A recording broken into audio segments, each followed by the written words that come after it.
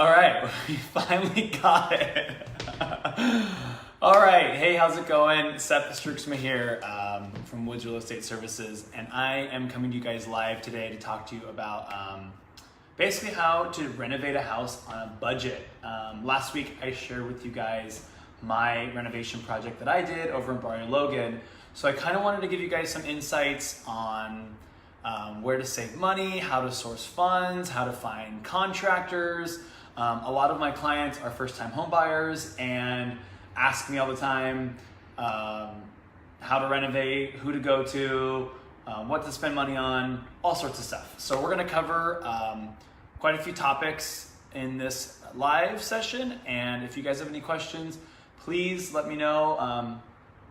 I guess it's comment during the live session, but I first wanted to start off with a little recap of my project. So it was in Barrio Logan. It's a complete remodel. Hold on one sec.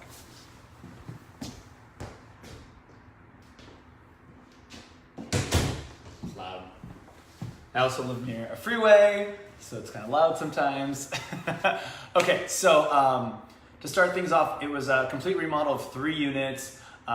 We had pretty much zero to any funds, and we had to kind of figure out and get creative with how to source funds and how to do all this. So my business partner and I, we tried all of our resources. So some people can try maybe home equity loans or personal loans or borrowing from mom and dad or all sorts of things. But what ultimately we came down to was we had to use credit cards and just like cash, like some money we had saved up. So we applied for a bunch of new credit cards. We maxed out the limits for those to just get the most amount of credit that we can get. And we went from there. So that would be, I think that leads us into our first part. So Sherilyn, what's the first part? Yeah, so how did you manage your budget with the budget that you had? Got it. So the question is, how do we manage the budget with the budget we had? So that was the first thing we did. We wrote out everything we wanted to do, and kind of, with my background in construction, kind of did like an estimate of what we wanted to do and how much it was going to cost, and then wrote it out and allocated kind of the maximum number we thought it would be. So that's what we started with. And then once we figured out kind of like the maximum or like worst case scenario, we pooled our funds together and kind of tried to figure it all out. So that would be the first thing I say to any new person who's rehabbing a house is to first figure out what you want to do and consult with either your real estate agent or a friend who has a background in construction of like relatively how much things cost, or even Google, like you could Google how much does a bathroom remodel cost, and you're gonna find that on Google and you can put that in there. So, oh, hey everyone's joining, what's up? So that would be the first step. And then how do we make do with our budget?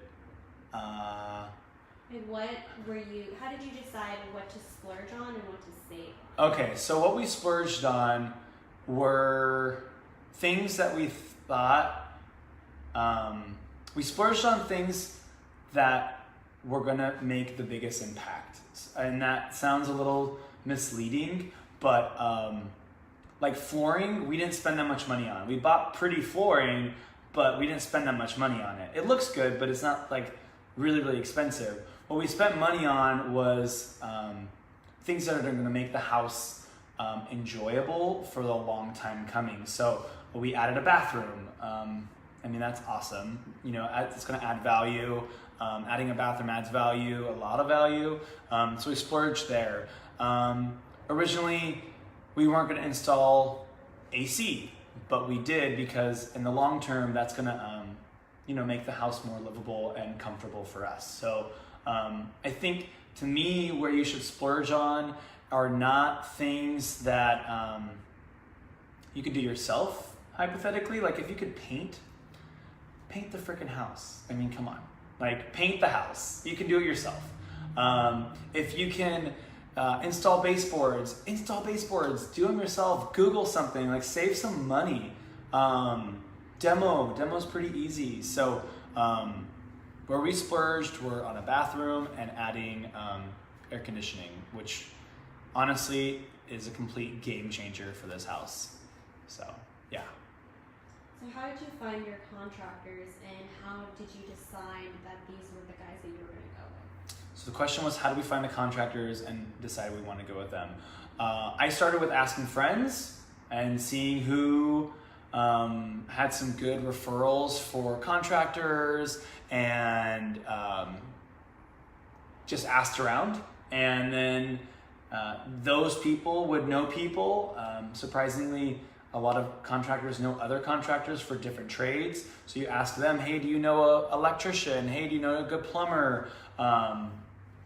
And most of them do. So that's how I did. I interviewed all of them. I got bids from all of them.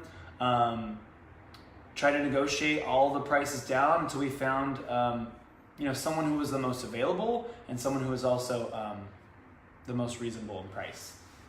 So that's how I found my contractors. We're just asking people that I know, and then asking those people if they know good people as well. So what kind of cheaper alternatives to the more expensive products were you able to get? So like you were talking about the flooring. So how did you know this is the flooring that you wanted to go with, besides like a more expensive flooring? Who's on the door? I think we have a visitor. Hold please. Who's here?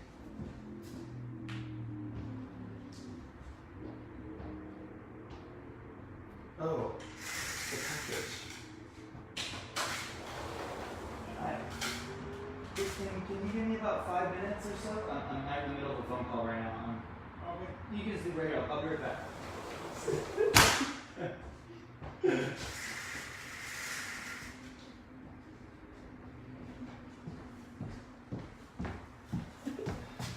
Facebook Live. I got a delivery.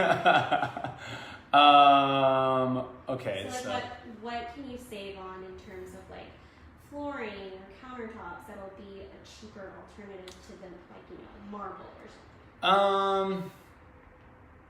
There's no reason to spend a ton of money on hardwood. I think laminate is a very durable flooring material. It also costs like half the price of hardwood. It's also scratch resistant to most pets. So flooring is something that I didn't spend a lot of money on. You can buy flooring that looks really good and lasts a long time as well. Expensive cabinets, I didn't spend a lot of money on cabinets. What I did is I made them look good by painting them or adding handles or making them dressed up without spending a lot of money on them. So cabinets can be really, really, really expensive. So try and look for a cheaper alternative and see what you can do to those cabinets to make them look better, I guess. Where else? Amazon.